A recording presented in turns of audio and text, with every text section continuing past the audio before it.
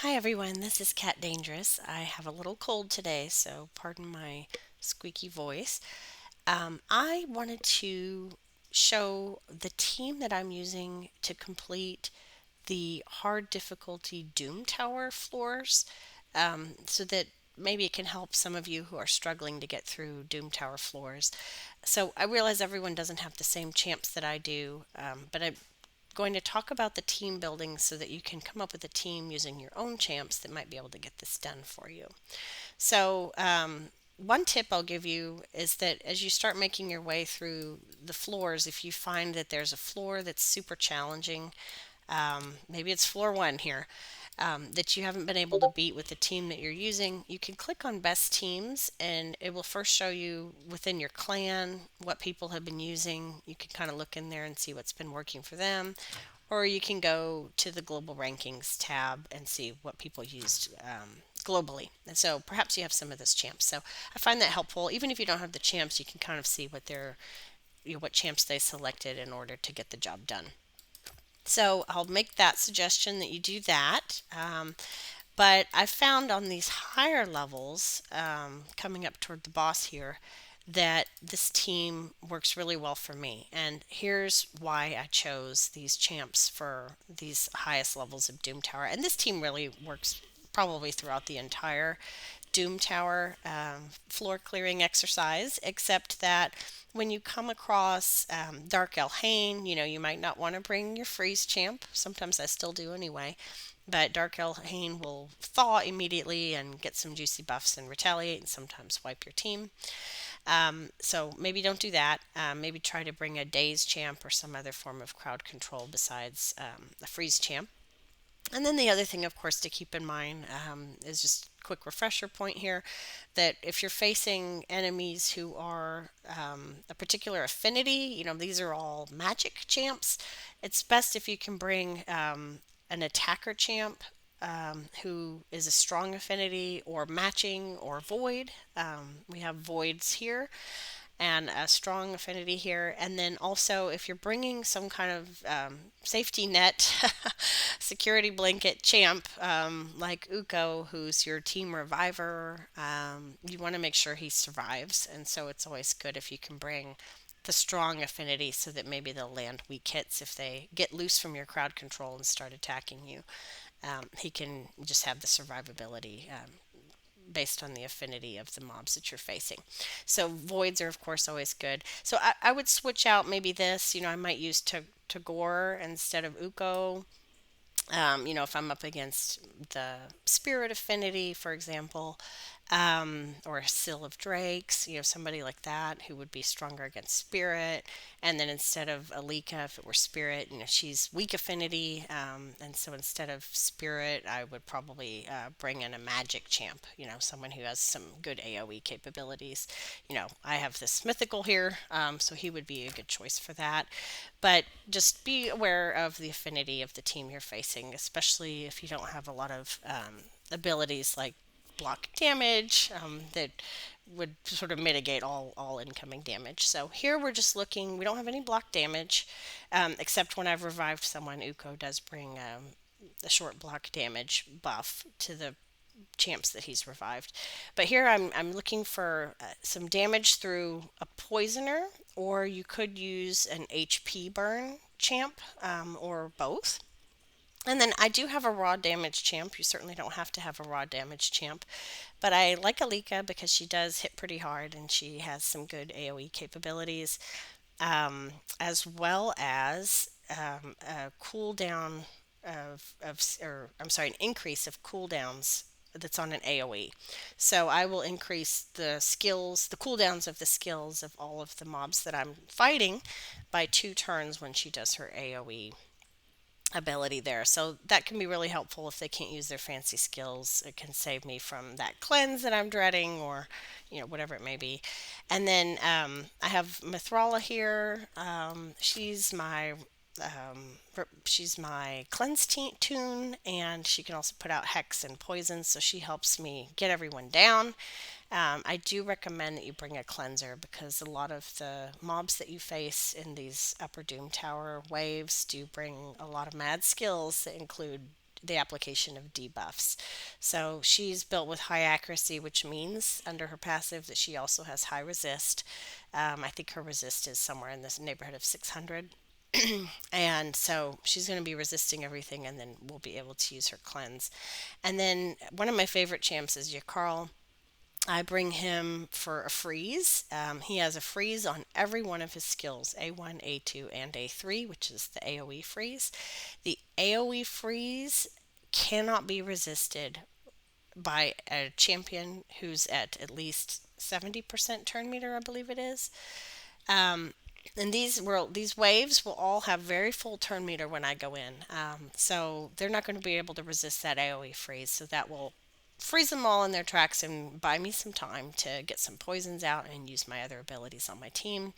And then I'll try to keep them frozen. And he also has two turn meter removal abilities. The A1 can remove turn meter, and the A2 can apply a speed down and potentially steal 100% of the turn meter of the champ he's attacking. So you'll see I'll be strategically using those abilities.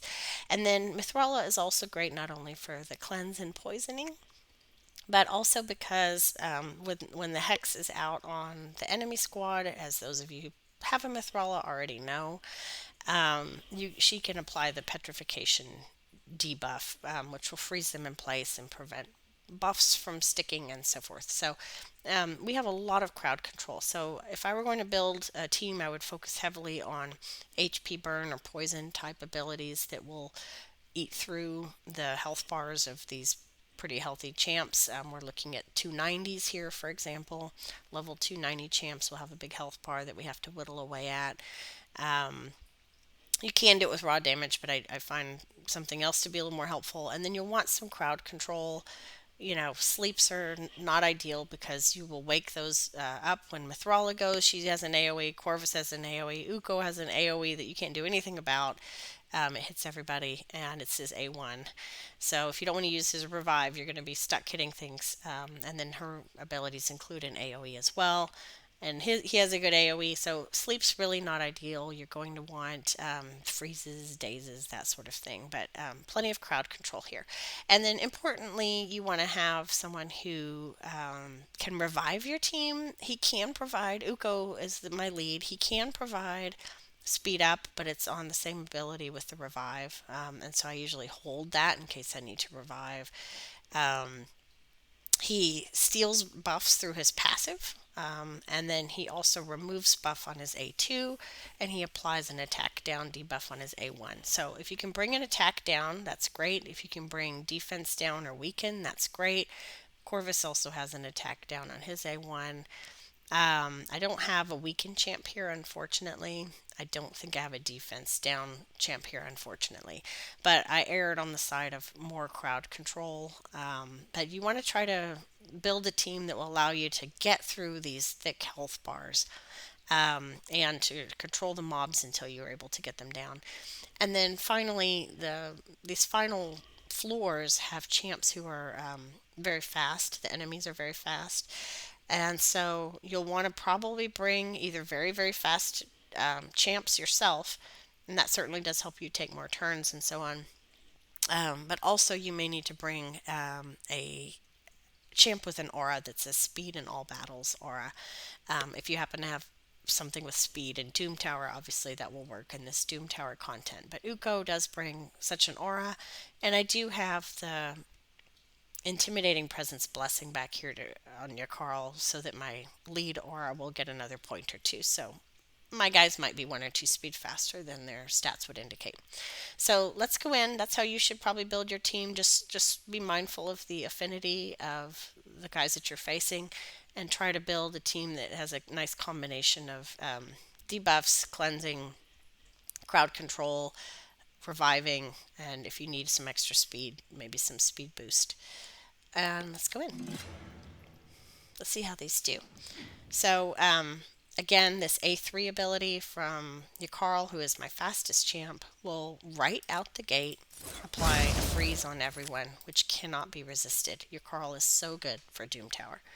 And then I'll run out here and put some more debuffs out. I can kill these guys faster if I get Hex on everyone, and her accuracy is plenty high to do that. Now, this ability from Alika is handy. It'll do some damage, but it also will increase the cooldowns of the enemy skills by 2 turns on an AoE. So just in case they thaw out and manage to get a turn, and they probably will, they'll just be stuck using their A1 skills for 2 turns. Now here I was not successful in stealing the turn meter. Your Carl has about 400 accuracy, and he didn't quite get the job done, but he did land the freeze as well as the speed down. And they don't have any buffs to steal, so we're just going to opt for the A1. Okay, so look at that. Thanks to my reflex set on your Carl, I already got a cooldown on Glaciate, but I'm trying to decide whether I want to use it here. Let's take a quick look. I'm going to go ahead and switch to this before I accidentally click something here.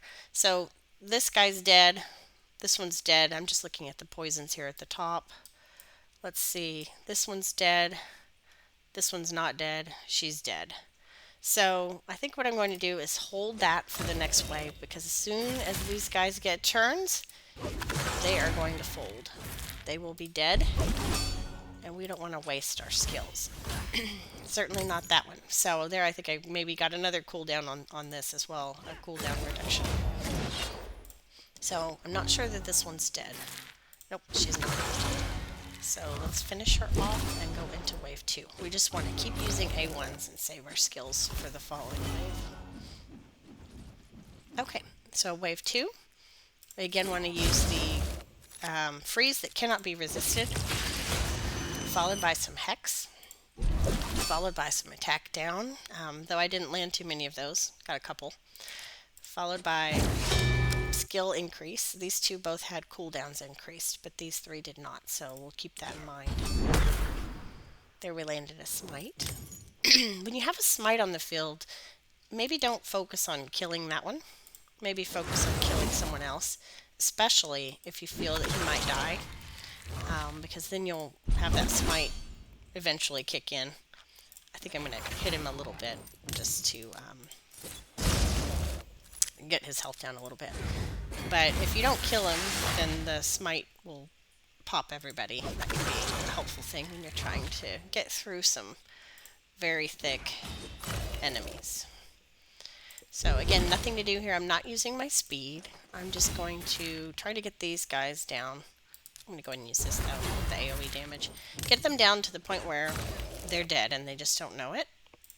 They're dead and they just don't know it. Except for this girl back here. I'm going to use her big ability here just to chop her down a little bit more quickly. These 2 are dead. I might have tried to steal his turn meter, except that I want to save it for the next turn, and he's dead. Okay, so let's hope. Yes, our abilities are already off cooldown again, thanks to, again, reflex set for your Carl. I highly recommend it. So here, same thing. This part's a little boring, sorry guys. But what we're trying to do, I wish I had my poison up, but I don't. So what I'm trying to do is just circle back around to the point where I need to keep these guys under control. Actually, I think I just made a mistake. I should have tried to lock these 2 down. I did, I made a mistake. They're about to come in with a big cleanse. Let me see if I can freeze. Which one do I want to freeze? Let me try to freeze this guy.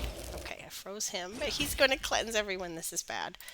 Yeah, so I went ahead and used the poison even though I knew he was about to cleanse. So I made that mistake, and I don't think I'm going to be able to recover from this, but we're about to find out. Let's see if we can still power through. We do have Uko's A2, which will remove all of those buffs quite handily. And now what I think I really want to do is just try to get control of the fight again. I used the AoE from your Carl. Let's hex them all. Let's see what damage we can do, and I absolutely want to try to power down or keep frozen or keep ability blocked these 2 here in the front. These 2 are the really bad guys. So let's see if we can steal this turn meter or at least freeze him. We were able to freeze him. Okay. I'm not going to worry too much about everyone else, but I will get him back up on Uko's next turn. But really, where the issue is these two little bull guys up here. I wish I knew that champ's name, but I don't. So let's get my Carl back up. And fortunately, he gets a nice damage block coming from Uko on the revive. And this will give us a chance to get that Hex back out there and potentially petrify anyone that might try to take a turn. Okay, so this is looking pretty good. I think we regained control. And we're just going to finish these guys off. I mean, I could put more poisons out, or I could do that. And make sure I'm not going to die from that poison tick. All right, so you can see here how it's so important that you get your poisons out on the field, or your HP burn, as the case may be, and that you use champs like Mithrala through her petrification, your Carl through his freeze, the ability cooldown if you have it. Use those skills to try to keep the enemies from taking a turn at all, or if they do take a turn, from becoming very dangerous. And you can see we did most of our damage through poisons, some there and some here with Mithrala.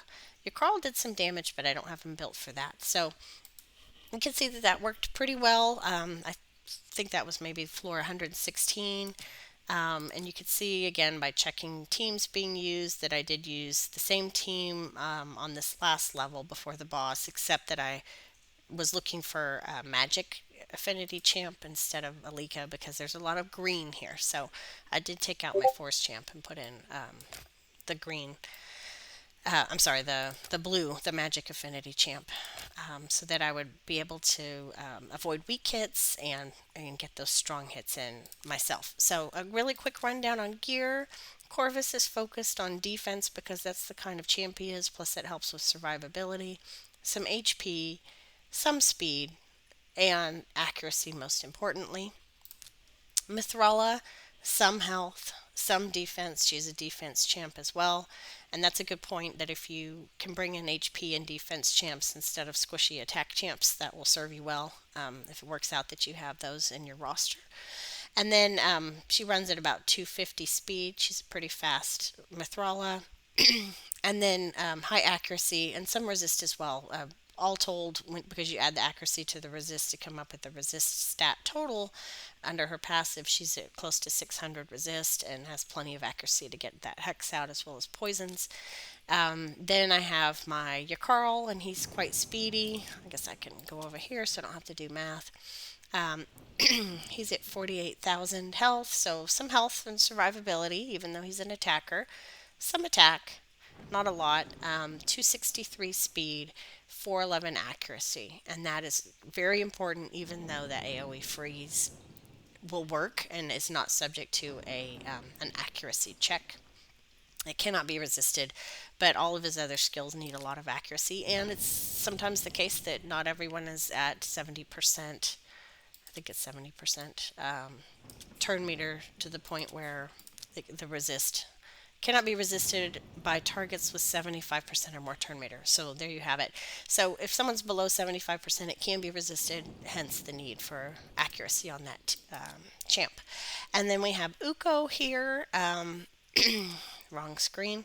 Here we have Uko running in a perception set, and again high accuracy so that he can steal those buffs both with the passive and the A2, so that he can land the attack down on the A1. There's the steal, there's the other steal. And he needs to be tanky enough to be your reviver, so I gave him some health and some defense along with those other abilities and stats. And then if your attacker is Alika, for instance, you of course want to make sure their crit capped or as close to it as you can get, and also have the right stats. If it's an attack based attacker, then try to get some attack, try to get some defense for survivability, some health for survivability. Her having a soul helps a little bit with that. And then, as close to crit capped as you can with some crit damage. And then in the case of Alika, because she does have a very valuable skill, that cooldown increase on the A3, I think it is. It's A2 or A3. A3. You want to have some accuracy. Hers is a little low, honestly. But I think, Yep, I did. I spec'd into the accuracy to help her out a little bit there. So she has slightly higher accuracy than it would appear. So that's the team, folks. And I hope that helps you build your own Doom Tower team so you can be successful climbing through those quite challenging Doom Tower floors. Good luck, everyone.